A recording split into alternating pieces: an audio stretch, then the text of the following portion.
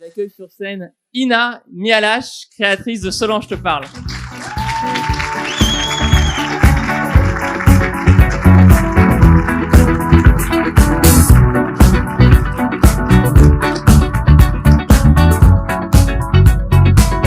Like the legend of the phoenix. Je suis très content. Ça va nous changer d'ambiance. Ina. Tu sais que j'ai fait une critique de Get Lucky sur ma chaîne. Vous pourrez aller la voir, c'est très drôle. On n'a pas fait exprès. On n'a vraiment pas fait exprès. Ina, au lieu de commencer direct par ce que tu fais aujourd'hui, ce que tu feras demain, j'aimerais faire une interview un peu particulière. T'es une artiste. Ina est une artiste jusqu'au bout des ongles, qui exprime un art assez unique, complètement unique même. Ma première question va être ta passion artistique, elle remonte à quand?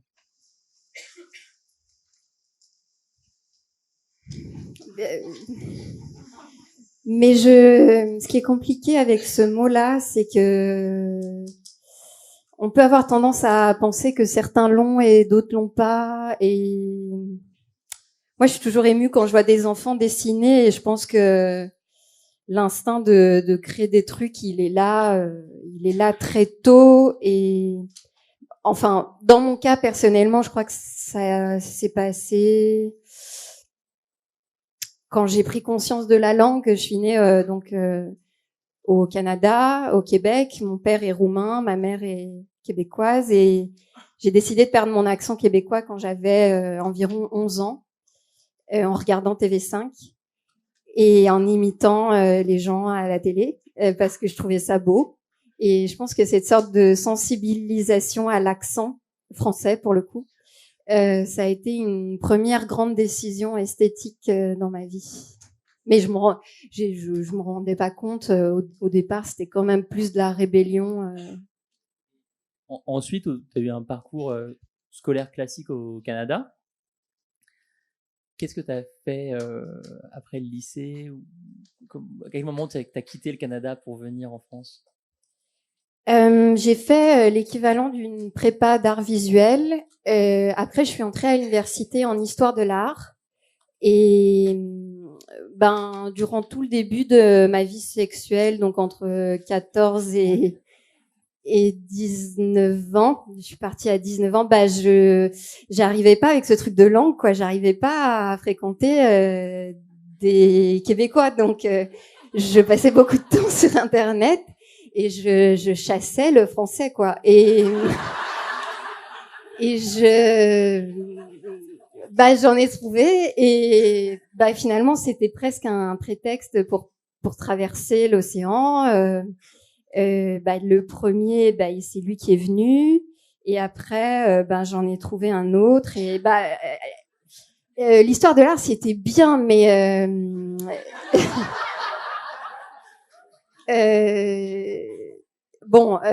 c'était beaucoup de temps dans des amphis, il y avait beaucoup de filles,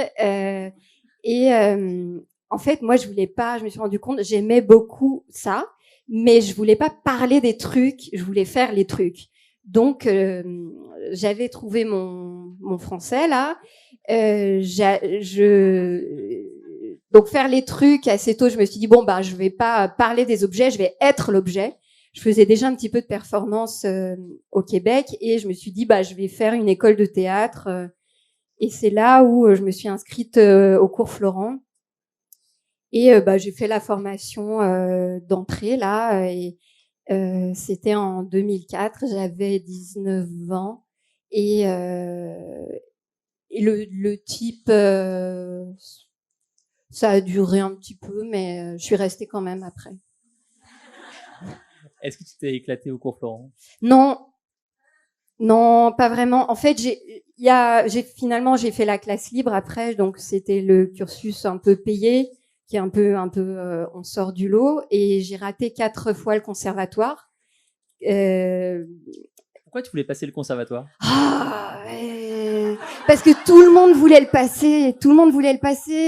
C'est ce truc de français, des institutions, de la reconnaissance, des grandes écoles, de blablabla. Et tout le monde, c'est la 3e année, elle était dédié à ça, les grandes écoles, les concours, et quand tu vois tout le monde avoir tellement envie d'un truc, tu te dis bah ça doit être bien quoi, tout le monde veut ça. Donc tu dis bah ok, je veux ça aussi. Mais je pense que j'aurais été très malheureuse. Et bah non, j'ai rencontré un prof très important au cours Florent qui m'a aidé à trouver ma voie avec un X, vraiment, qui m'a aidé à... C'est vraiment pas grand-chose sur 4 ans passés là-bas. C'est peut-être 2 séances de travail où tu découvres un truc qui n'existe. Tu savais pas que ça existait en toi et du coup, ça te révèle et tu l'as pour la vie après. Mais voilà, pour ça, c'était important. Mais sinon, c'est une école de théâtre, c'est quand même un peu, quand on est introverti, c'est un peu une violence, quoi. Tu peux nous en parler plus de ces 2 séances de travail où tu as découvert ton âme d'artiste ou ta manière de l'exprimer? C'était des séances collectives, des cours particuliers? Il y en a une, c'était en école de théâtre, généralement, on a une scène, on passe sa scène. Donc je m'en souviens d'une, c'était un texte d'Anouk Lévin. Alors c'était très gore, c'est-à-dire que c'était le jour, donc c'est des textes qui parlent des violences entre juifs et palestiniens. Et là, c'était une jeune mariée. Le jour de son mariage, son mec se fait buter et elle est violée sur le corps de son mari mort par un méchant type dont l'enfant est mort, donc c'est une vengeance. Enfin, c'est tout ce qu'il y a de plus horrible. Mais c'était dans une salle, c'était l'hiver, c'était dans une grande salle très mal chauffée. J'étais dans ma petite robe de mariée, j'avais 2 culottes parce que quand le type il me violait, il me descendait une première culotte, fallait pas qu'il se trompe et qu'il tire les deux.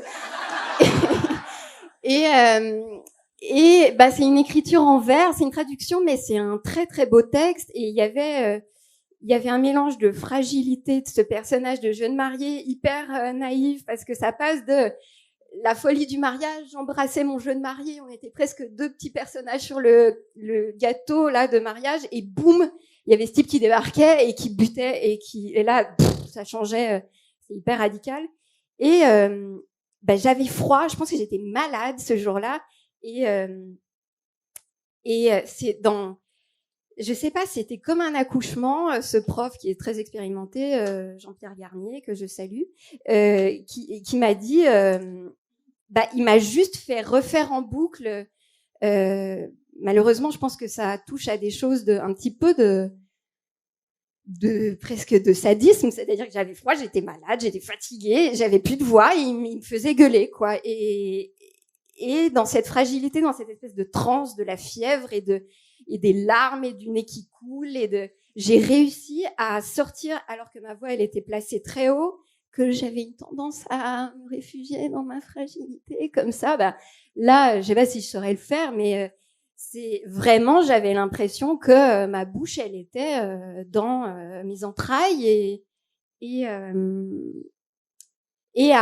c'est sûr qu'on a envie de reconnaissance, et qu'à un moment il m'a dit c'est bon, il m'a regardé, il m'a dit mais tu l'as là, tu sens, tu l'as, tu vois, tu sens ta voix là, tu sens ta voix, c'est ça, tu sens ta voix. Et c'était et ouais, je l'ai senti, ma voix. Un vrai coaching. Suite à ces quelques séances de révélation, t'as pas fait le choix classique de beaucoup d'étudiants en école de comédie, à savoir vouloir vraiment faire des courts-métrages, des longs-métrages, être dans la voie super classique. T'as choisi une option un peu différente. Est-ce que tu peux nous parler des débuts de Solange te parle? Entre l'école de théâtre et Solange te parle, il s'est passé beaucoup de choses.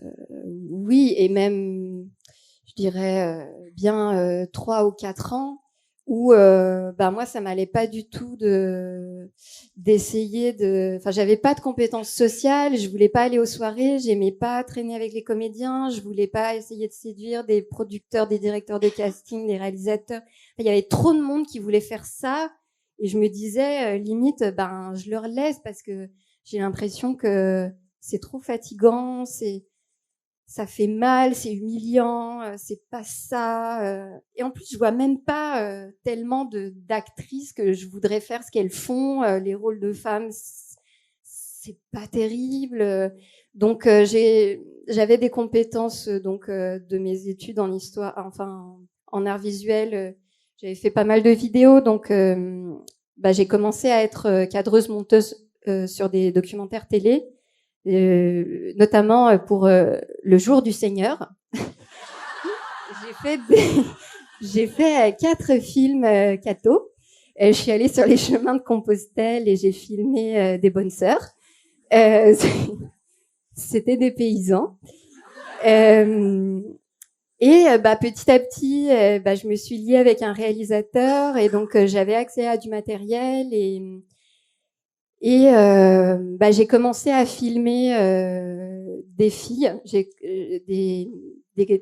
des actrices. Mon premier projet vidéo, je filmais des actrices sans emploi, qui est un double jeu de mots parce que quand on parle de l'emploi d'un comédien, c'est ce qu'on le voit bien faire, le genre de rôle qu'il fait, mais sans emploi, c'est aussi pas de travail, quoi. Donc j'allais voir des anciennes collègues comédiennes et je les filmais chez elles ne faisant rien. Je leur disais c'est important, tu fais rien. Et j'aimais ce vide, j'étais fascinée par ces visages, j'étais fascinée par ces intérieurs, par le quotidien, par le vide, par le désœuvrement. Donc moi, je filmais quelqu'un qui faisait rien, mais pour moi, c'était quelque chose. Et donc il y avait une sorte de vertige de me dire en fait, depuis mon rien, depuis mon néant, depuis ce désœuvrement où je suis, je peux en faire quelque chose. Et là, ça me ramenait à pas mal d'artistes qui, moi, m'ont beaucoup aidé, comme Beckett ou comme Sophie Calle ou comme John Baldessari, ou des gens qui sont des artistes qui partent vraiment du plus grand dénuement et qui sont un peu des exercices d'autoportrait. Et c'est là où, petit à petit, j'ai commencé à faire des installations vidéo, mais j'ai eu un mal fou à les diffuser. Je trouvais pas de lieu. J'ai l'impression qu'il fallait des contacts et les festivals, ça marchait pas. Ma première installation, elle faisait 8 heures de rien. Ça s'appelait Réussite Patience. Et on envoie des bouts sur Internet. Et donc c'était un triptyque. J'avais filmé pendant 8 heures une fille qui faisait rien. Après, elle s'était regardée pendant 8 heures et elle décrivait son rien. Et après, cette description, je l'ai donnée à une autre actrice qui refaisait le rien à partir de la description. Donc c'était hyper jouissif.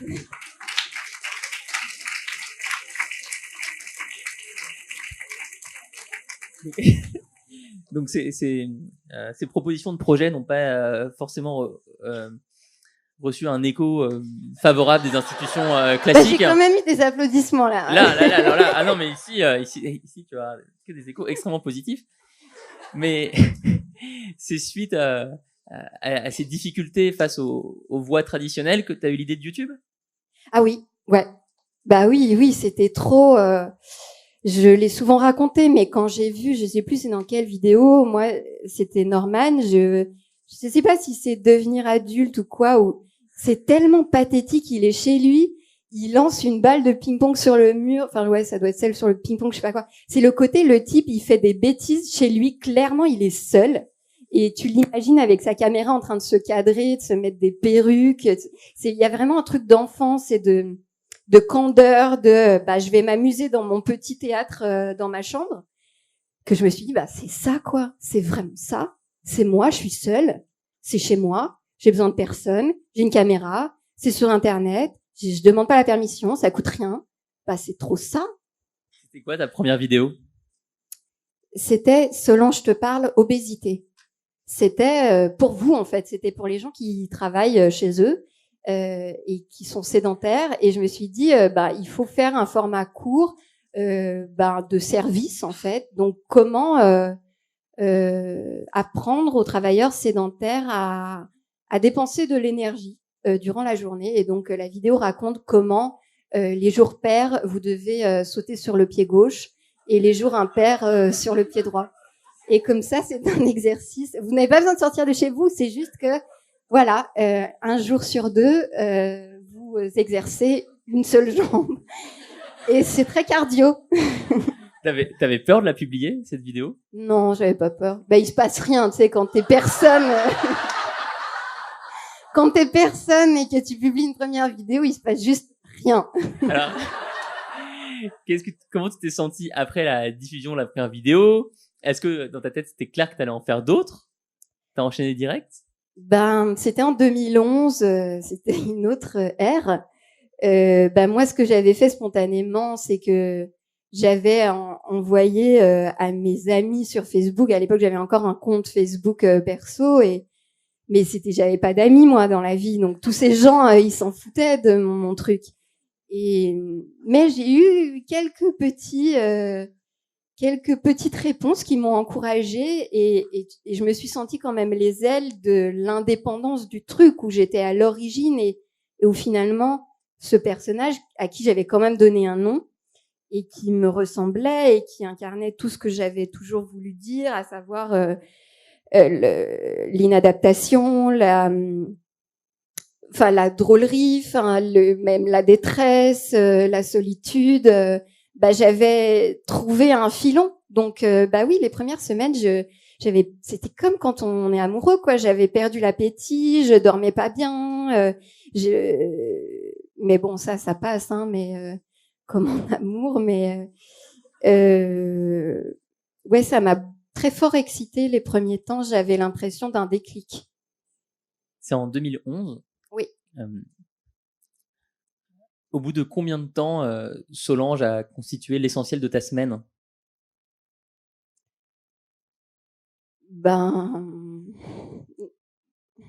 Non, mais très vite, elle prenait toute la place.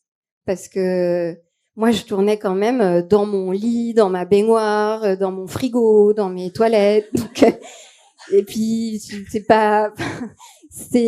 40 mètres carrés et mine de rien, déjà, l'ordi, le pied de micro, le pied de caméra, les quelques objectifs, ça prend vite de la place et il faut les déplacer donc j'y pensais tout le temps.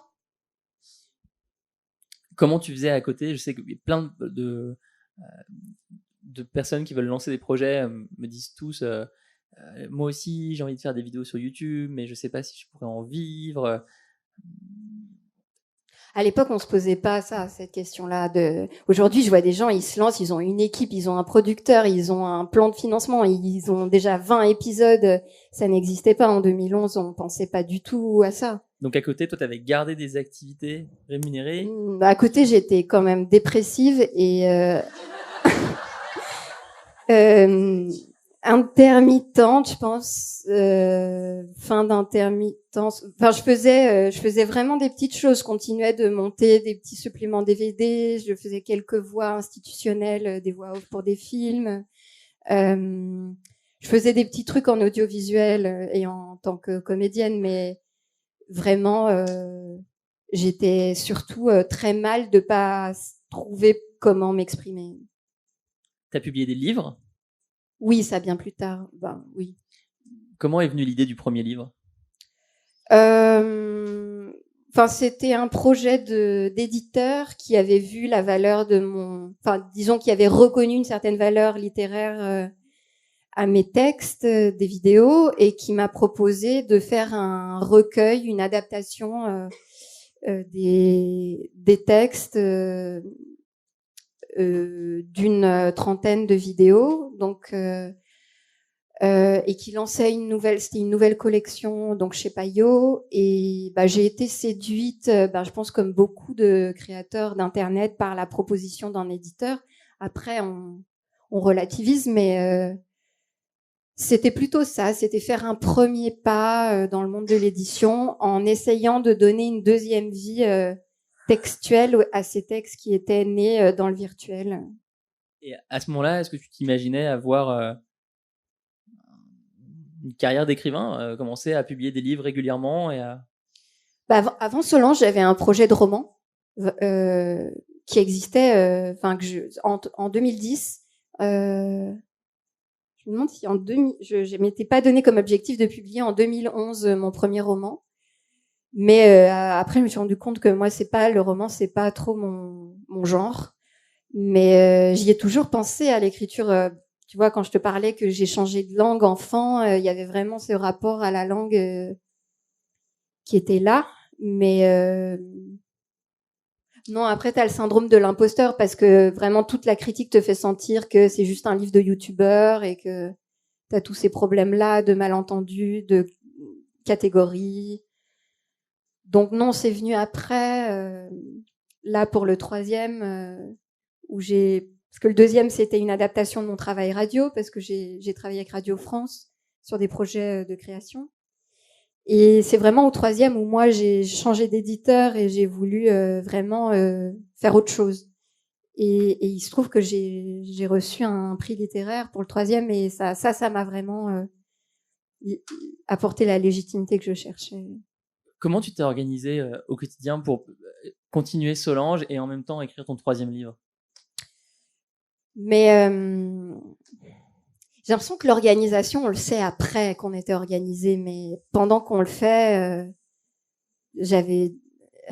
moi j'ai une vidéo où je parle de, je sais plus comment elle s'appelle, mais où vraiment c'était en février, c'était pile pendant que j'ai écrit la première version du troisième livre. Je me donnais, j'avais fait un contrat, mais j'explique ça dans la vidéo. J'ai fait un contrat avec mon amoureux, vraiment, je l'ai écrit. Je lui ai dit que si je n'écrivais pas, je pense que c'était 500 mots par jour, je devrais verser 75 € à une association. Mais faut pas faire une association, faudrait faire genre un parti politique que tu détestes. Ça, c'est mieux. Parce que tu veux vraiment pas le faire. Parce qu'en même temps, moi, je crois que j'avais fait une association d'aide aux femmes.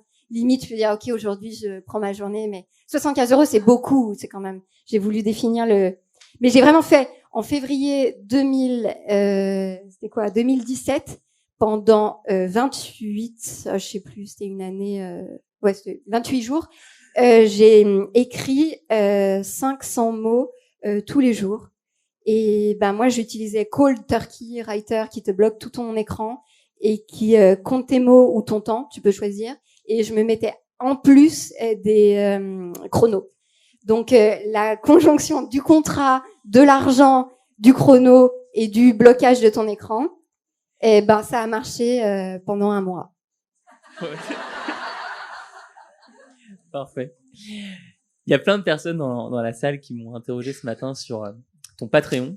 Est-ce que tu peux déjà présenter Patreon pour toutes les personnes qui connaissent pas et raconter comment tu as eu l'idée et comment tu fédères une communauté autour de ce mécénat du web aujourd'hui? Alors, Patreon, c'est l'équivalent de Tipeee qui existe en France. C'est comme ils disent au Québec, un site de sociofinancement où des internautes peuvent décider d'allouer une petite somme mensuelle à un créateur sans engagement, c'est-à-dire que de mois en mois, on peut se désengager. C'est clair, enfin, c'est ça. Après, on peut donner des contreparties, c'est mon cas. Ça permet de vivre et de responsabiliser d'une part les gens qui consomment votre contenu gratuitement depuis des années, de reconnaître que c'est un travail et qu'il y a une valeur, et de responsabiliser aussi le créateur vis-à-vis de sa communauté, parce que on arrive mieux à cibler les gens qui reconnaissent une valeur à ce que vous faites, et pour moi c'est aussi un espace protégé où je peux échanger avec ma communauté, parce que comme je fais des choses qui peuvent parfois diviser, je vais plus trop j'ai jamais tapé mon nom, mais vous ne faites pas ça, enfin c'est pas très safe pour moi dans les commentaires et sur Twitter, et donc là je manquais d'un endroit où je puisse vraiment répondre aux gens. Donc grâce à toi en fait, j'ai lancé cette page il y a 7 mois maintenant, pile aujourd'hui. C'est pour mon anniversaire le 14 mai dernier. Et tu m'as aidé à établir une sorte de plan de lancement, parce que ça je savais vraiment pas faire en fait. D'avoir une idée de comment ça se prépare un lancement, je savais pas. Et ça tu m'as aidé avec ça. Et ça a plutôt bien marché. Mais là, j'ai encore besoin de toi parce que... Non, mais c'est surtout grâce à toi. Raconte le premier jour, raconte le jour du lancement. Le jour du lancement, non, mais moi, le jour du lancement, Déjà, c'est pas du tout grâce à moi, mais je trouve la première, elle va raconter ce qui s'est passé le premier jour, mais la raison du succès de ce Patreon, c'est 7 ans de travail. oui, Solange a 7 ans. C'est la seule raison, elle est là, quoi. La seule et première et principale raison de ce qui s'est passé, c'est les 7 ans de travail. 7 ans de vidéos, 7 ans à s'investir vraiment sur des créations authentiques, uniques, 7 ans à se prendre la tête sur des textes, 7 ans à se prendre la tête sur comment mettre une caméra dans sa baignoire. Raconte le premier jour. Est-ce que tu t'attendais, comment tu te sentais? Est-ce que c'est un bon souvenir? Est-ce que c'est un souvenir horrible? Le premier jour, c'est pas tant le premier jour, je crois que c'est le premier week-end qui a suivi. Je peux dire des choses illégales. Enfin, j'ai pris des champignons magiques. Non, mais attends, parce que le truc, c'est que... Non, mais c'est que j'ai vraiment cru que c'était... Non, que j'ai payé moi-même. Non, mais j'ai eu vraiment l'impression de l'alignement des planètes. C'est-à-dire que... non, mais il y a eu un grand... Je sais pas si c'était le premier jour, parce que en fait, c'était le côté vraiment... En fait, c'est ça. Enfin, j'ai eu l'impression de... C'est mon travail. C'est ça. Ce serait ça. Ce serait juste simple comme ça. Genre, je fais des trucs et il y a des gens qui aiment ça et qui me disent, je te donne $1. Ce serait ça, quoi. C'est juste simple comme ça. Et ce truc tellement bête que pendant tellement d'années, tu te prends, la vidéo, tu mets genre 40 heures à la faire, tu la publies et genre 5 secondes après, t'as un type qui dit salope va te pendre. Ok, c'est Internet, mais tu te dis, c'est quoi les métiers où ta salope va te pendre, quoi? Je sais pas. Et moi, il y a vraiment un moment où j'avais regardé sur Pôle emploi, les fiches métiers. Et je me suis dit, et j'avais envisagé, guide de randonnée en moyenne montagne. Parce qu'à un moment, tu ne sais pas, tu te dis, mais qu'est-ce que je fais, là? C'est quoi? Ça veut dire quoi? C'est reconnu par qui? Les gens, ils pensent que, genre, c'est, n'importe qui peut le faire, que c'est, et là, juste, je me suis dit, mais il y a des gens, genre, ils font ce geste-là, et d'un coup, tout ça devient,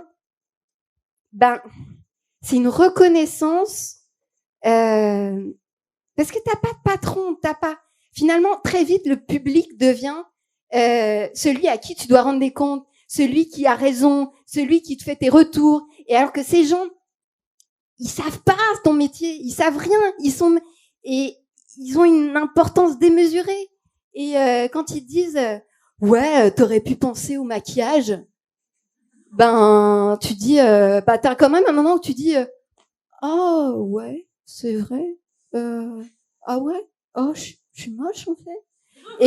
Mais c'est que c'est tous les jours, et ils ont une telle autorité qu'à un moment, l'argent et la reconnaissance et juste pouvoir être salarié pour un travail, ça te change la vie. J'ai commencé à me dire, peut-être que je peux prendre des week-ends.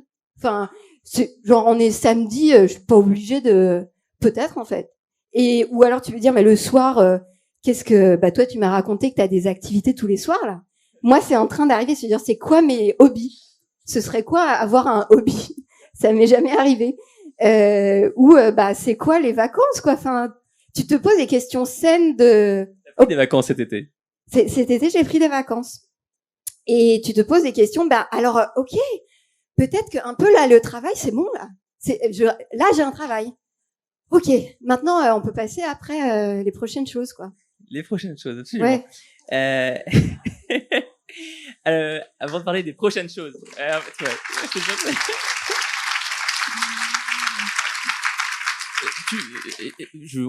tu fais des vidéos qui effectivement déclenchent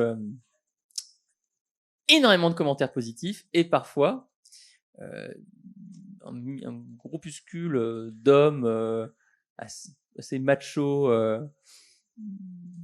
voire pire, intervient. Qu'est-ce qui, toi, t'as le plus motivé durant ces années, durant les années de ce dont je te parle? C'est quoi les moments où tu t'éclates le plus? C'est les moments où tu regardes les commentaires positifs? C'est les moments où tu reçois des emails? C'est les moments où tu es en train de bosser sur tes textes? Est-ce que c'est au contraire les moments où tu es en train de shooter, de tourner? C'est quoi la partie de ton activité artistique que tu préfères? Qui t'a toujours remotivé dans les moments où ça allait pas, les moments où justement tu voyais le salope va te pendre? Qu'est-ce qui te remotivait? Ben, peut-être cet instant de déclic où je me suis rendu compte que c'était mon endroit, que j'ai toujours été assez inspirée par l'intimité et qu'il y a un lien qu'a permis pour moi YouTube d'être une solitude qui parle à une autre solitude et cette espèce de rapport démocratique de l'anonyme qui, je ne sais pas où il est, il me regarde sur son téléphone dans les transports, dans son lit, enfin je sais pas où, et j'ai quand même l'impression que c'était un endroit unique qui était pour moi et que c'est en l'honneur de ça, parce que les années qui ont précédé ce launch, ça a été vraiment compliqué, quoi, de savoir je fais quoi et d'avoir construit ça, ben ça a donné du sens à ma vie et donc ben je me suis raccrochée à ça, de cette petite bulle là. Ben je pense que ben moi j'ai envie d'un endroit de réconfort dans ma vie et si à ma manière je peux créer ça, ben je trouve que c'est une belle activité.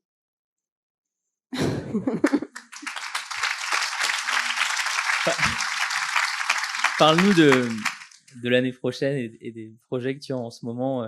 Maintenant que justement que tu as checké la case j'ai un travail, comme tu dis, qu'est-ce que tu as envie d'explorer durant les prochains mois, les prochaines années? Ben moi j'étais très solitaire et donc je découvre les relations, la collaboration, donc j'ai envie de plus et donc là il y a une vidéo qui va sortir lundi, j'ai sorti le teaser hier, ça s'appelle j'ai testé les services d'un escorte et c'est une expérience un peu sociale, un peu artistique, un peu une performance existentielle et là j'ai co-réalisé donc cette vidéo. J'ai pu avoir un petit peu plus de moyens grâce à la toute nouvelle aide du CNC, donc qui aide les créateurs d'internet à la structuration et la professionnalisation. Donc moi mon idée c'est de faire concernant YouTube dont le futur est quand même très incertain, mais je continue d'y être attachée sentimentalement, donc continue de faire des petits objets vidéo là-bas, plus en collaboration avec d'autres artistes, réalisateurs, chefs-op ou comédiens-auteurs. J'ai envie de plus collaborer. J'ai envie d'écrire, continuer à écrire. Mais bon, c'était pas simple d'être dépendant des éditeurs et des maisons d'édition parce que ben bon, c'est un monde compliqué. Donc avec toi, ben on va peut-être essayer de faire un 4e livre en auto-édition pour voir comment on peut faire les choses autrement en indépendance. Ça me stimule assez. Et qu'est-ce qu'il y a d'autre? Ouais. Tu sais, les activités comme les tiennes, c'est super nouveau en fait. C'est vrai. Si on prend une frise chronologique, des gens qui créent des communautés autour de certaines valeurs et qui à partir de cette communauté montent des projets, ça a 10 ans max, je pense, maximum. Et toi, t'as une communauté, Ina a une communauté. Les projets que tu as fait jusqu'à maintenant, c'est une chaîne YouTube, c'est un Patreon, c'est des livres, c'est peut-être un futur livre en auto-édition. Mais c'est quoi les valeurs qui alignent les personnes qui échangent avec toi, ou les messages? Qu'est-ce qui est important pour ces personnes? Qu'est-ce qu'elles viennent chercher chez toi? Qu'est-ce qu'elles créent avec toi?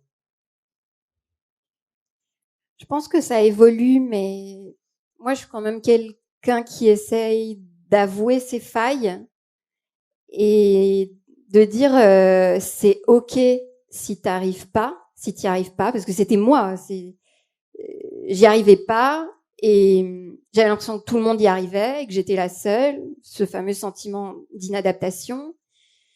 Et donc, c'est un endroit de, je sais pas, c'est pas une secte, hein, mais c'est des sensibilités qui se réunissent et une certaine, un certain attachement à la poésie comme façon d'envisager le monde d'une manière particulière ou autre ou fantaisiste ou oui, enfin après faut pas se le cacher, c'est vrai que je pense qu'il y a beaucoup de gens qui sont en crise, qui sont en quête parfois d'identité sexuelle ou de recherche d'eux-mêmes ou qui sont entre deux vies. Je pense qu'il y a beaucoup de gens qui se cherchent. En fait, je pense que je suis quelqu'un qui s'interroge, qui est toujours en train de chercher. Et donc quand on cherche, c'est parce qu'on est un peu insatisfait ou curieux ou qu'on regarde, on s'étudie. Enfin, c'est le truc aussi du développement personnel. Il y a un peu cette ombre-là au tableau aussi. Un angle en tout cas.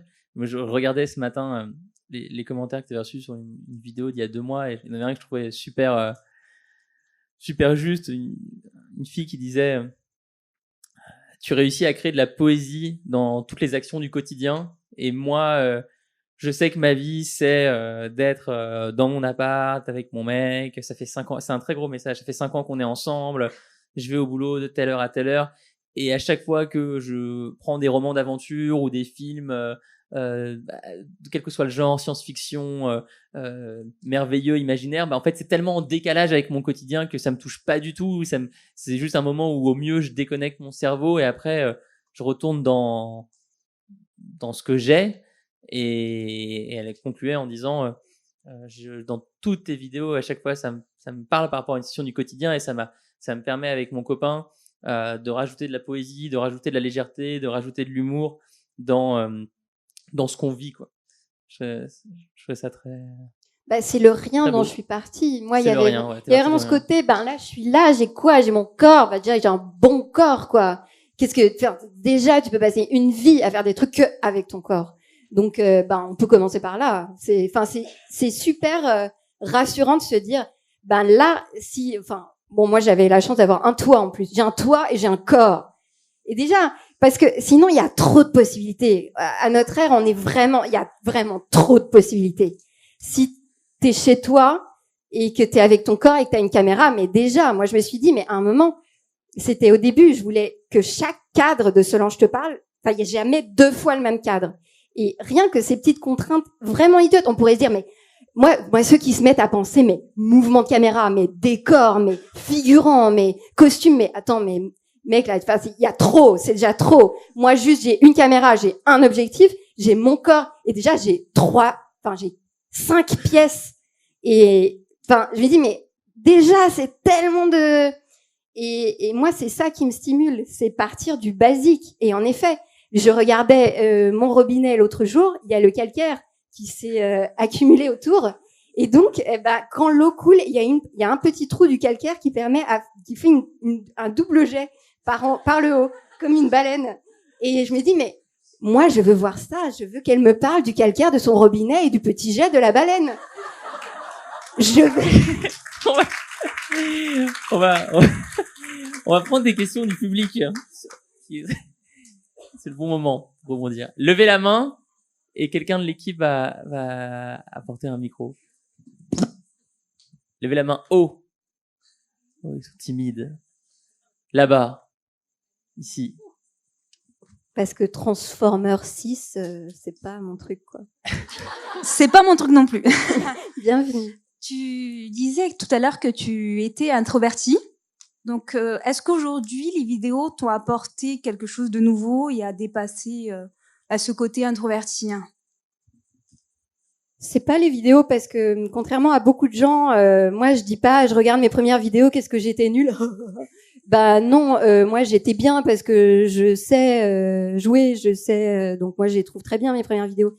Non, ça m'a apporté de trouver ma place dans le monde, quoi. Et ça, c'est sûr que je reste quelqu'un de réservé et d'introverti, mais je me sens moins inadaptée parce que j'ai trouvé ma place, une place.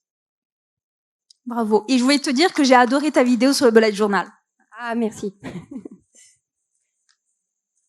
Devant, j'ai 2 questions. Il y en a une au passage.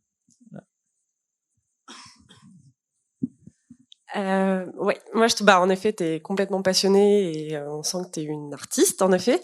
Et comment t'as réussi de cette passion, d'une volonté de créer, de quelque chose qui qui est totalement instinctif, j'ai l'impression. J'imagine que c'est pas la première vidéo que ça a été complètement viral, d'ailleurs, j'en sais rien. Mais comment t'as réussi à gérer ce développement tout en gardant une spontanéité dans tes propositions, une créativité, parce que moi personnellement, j'ai un peu ce problème, j'adore la créa, mais dès qu'il s'agit de communiquer, je suis complètement paumée, ou développer un réseau, etc. Comment ça s'est passé pour toi? Comment tu as réussi à vraiment développer le projet tout en gardant ta créativité, quoi? Je pense qu'à plein de moments, je me posais la même question que toi et j'ai vraiment pas l'impression d'y arriver. C'est comme quand c'est un truc on peut refaire l'histoire après, mais moi j'ai eu la chance à certains moments clés et assez tôt d'avoir un peu de relais presse. J'ai eu un article dans Les Inrecuptibles. Après, quand je suis allée sur France Inter, j'ai eu mon portrait dans Libération. Pour ce qui était un petit peu de notoriété de la presse un peu bobo, je l'ai eu assez tôt. Et après, vraiment les réseaux, je suis pas du tout une craque. Même je me permets de disparaître. Donc ça c'est beaucoup passé par, je pense, la force du personnage, c'est de créer un lien intime. Et donc, il y a plein de gens qui me disent, mais je suis pas abonnée, je regarde rien sur YouTube, il y a que toi. Et tu fais encore des vidéos. Donc, moi, j'ai l'impression, il y a des gens, ils ont vu une vidéo de moi, genre il y a 10 mois, et à un moment, sans raison, ils prennent leur douche, et ils se disent, ah, c'est vrai, il y avait cette fille-là, qu'est-ce qu'elle devient? Et ça, c'est un peu typique des gens qui me regardent, ils sont pas forcément sur les réseaux. Et donc, c'est continuer à me dire, ils sont là, ils penseront à moi peut-être dans 10 mois, mais que quand ils reviendront, ils vont peut-être passer 3 heures avec mon contenu et ils vont en parler à leur grande tante et elle va venir à la librairie me dire je vous ai lu, j'ai découvert l'orgasme. Enfin, j'en sais rien.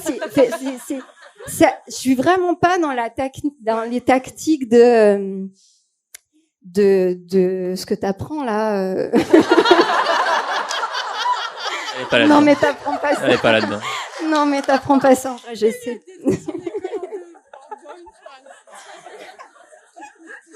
Non, mais c'était exactement ce que je demandais. Non, mais petite annonce. Par contre, je cherche. S'il y a des gens qui ont des trucs à m'apprendre sur la gestion des réseaux et le community management, moi je prends parce que vraiment, j'ai pas trouvé la recette, toujours pas, et ça change tout le temps, c'est chiant. La régularité, c'est si tu veux les recettes techniques, même si ça remplace jamais la qualité de la création, juste t'as été super régulière. T'as été super régulière, beaucoup plus que la plupart des gens, et t'as aussi fait des vidéos qui ont une certaine durée, une certaine longueur, et donc le réseau entre guillemets le prend en compte et voit que les personnes restent longtemps et sont attachées à Solange. Pas plus compliqué que ça. Alexandre, qui a fait passer déjà le micro. Oui, je voulais savoir comment t'as fait le choix de t'appeler Solange? Est-ce qu'il y a eu une décision au niveau de l'identité, d'avoir une identité YouTube? Enfin, Je voulais pas que ce soit moi. Et c'était un nom désuet. Je savais que j'avais un peu un phrasé un peu anachronique. Et donc, c'était un prénom comme ça, justement, d'une grande tante décédée. Donc, non, mais il y avait ce personnage dans Les Bonnes de Jean Genet. J'avais besoin ça s'est imposé. Enfin, cette question, on me la pose souvent. Faudrait que j'invente une bonne réponse, quoi.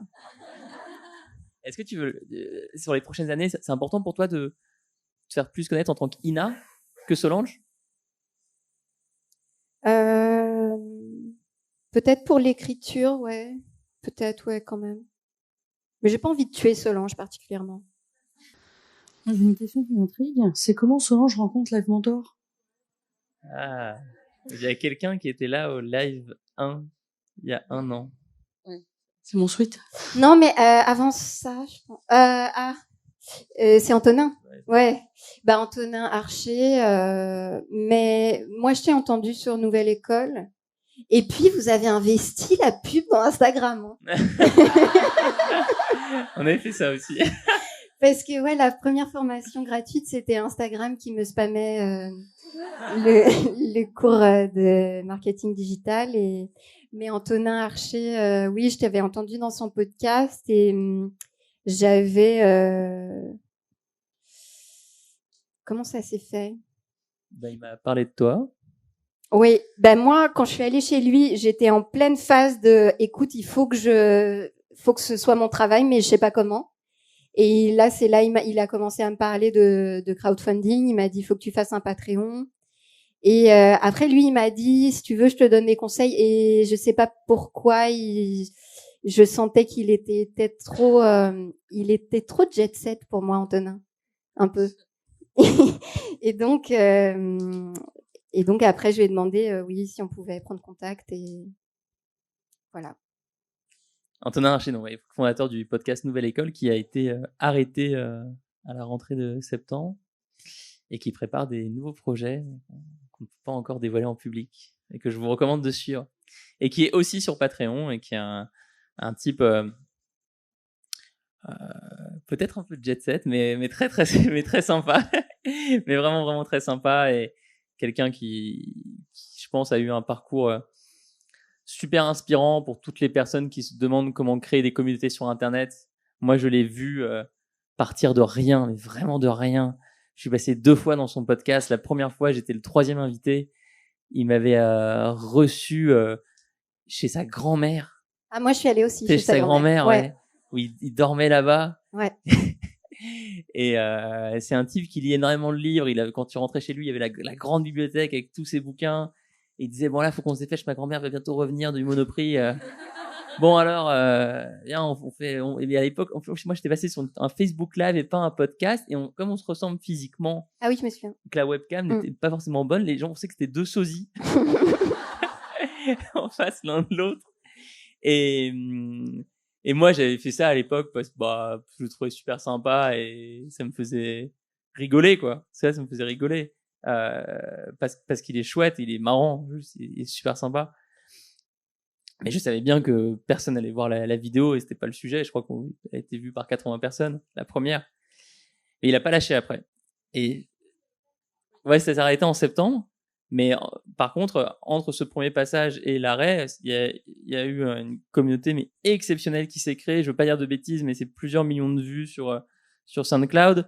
Et après m'avoir eu, il a chaque semaine invité des gens et en inventant un format qui était assez inédit en France à l'époque, une sorte d'interview très longue où le podcaster se met pas mal en avant, dans la conversation. C'est-à-dire que normalement, une interview classique, la personne reste plutôt en retrait. Lui, Antonin était toujours comme ça en train de dire ah mais moi, ça me rappelle quand j'avais 7 ans.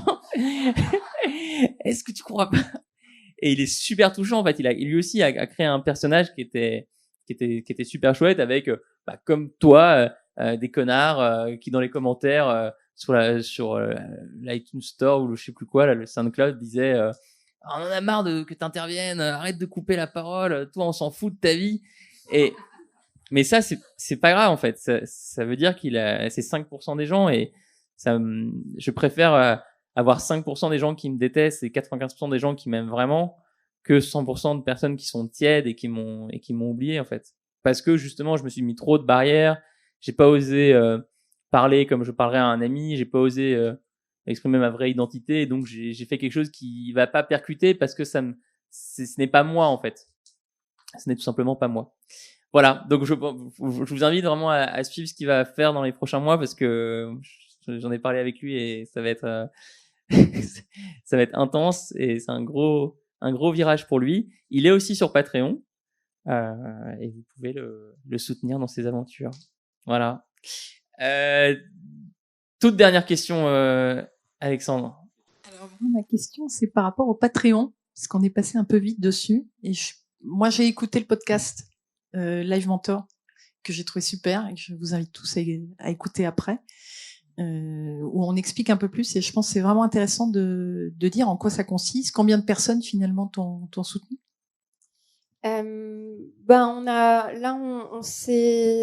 C'est autour de 600 personnes pour une somme un peu moins de $3 000 par mois. Ça fluctue un peu. Qu'est-ce que je peux vous dire? Mais comme le dit Alexandre, c'est vrai que moi j'ai réalisé un long métrage en 2013 et j'avais déjà fait un Ulule. J'avais eu, j'ai peur de dire des bêtises, mais je crois que j'avais eu 12 000 €. Donc, c'est vrai que moi j'ai quand même 365 000 abonnés sur YouTube. Ça fait 7 ans que je fais ça. Il y a eu de la presse. Et puis on a fait là où il y a eu toute la science, c'est que on a lancé la newsletter genre 6 semaines avant, donc j'avais de la régularité dans la newsletter. Je me suis vraiment donné. C'est une newsletter vraiment orientée sur trouver son truc. Vous pouvez d'ailleurs encore vous abonner. Enfin, et j'avais repris la régularité des vidéos. Enfin, tu m'avais fait organiser tout ce truc que je savais vraiment pas faire, quoi.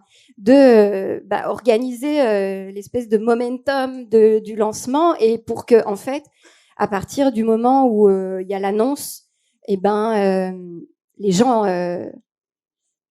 qui se sentent concernés s'engagent, quoi.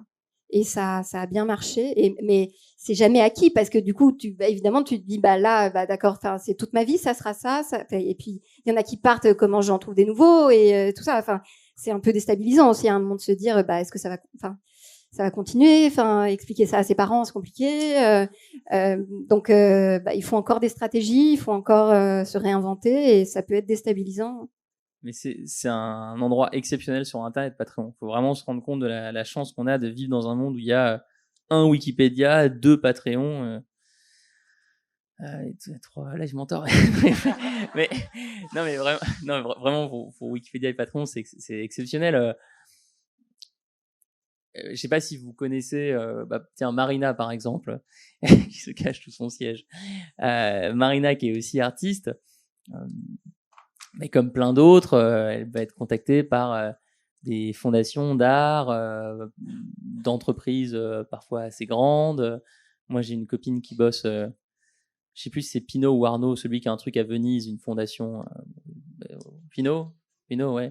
Bon, c'est sympa, mais c'est toujours un peu la. Enfin, c'est très bien que ça existe parce que ça aide des artistes, c'est top.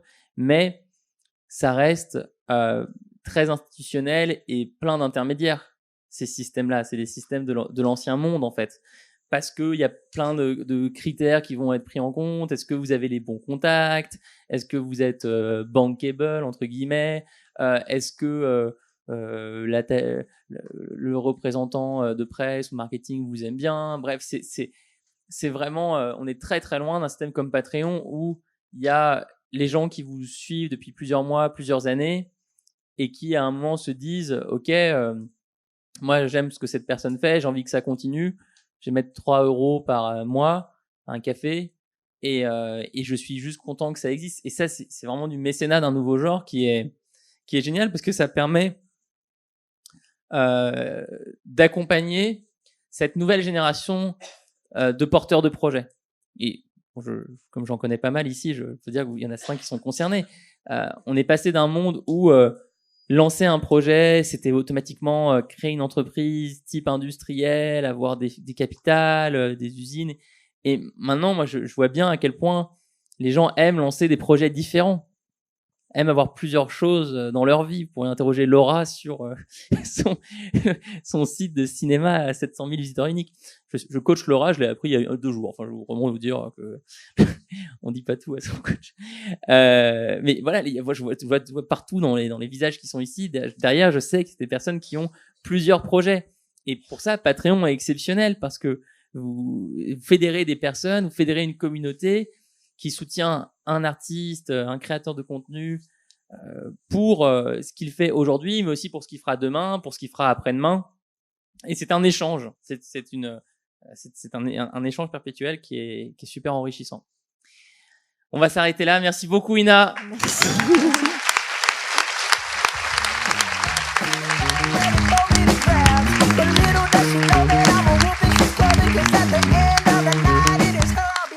I love you so.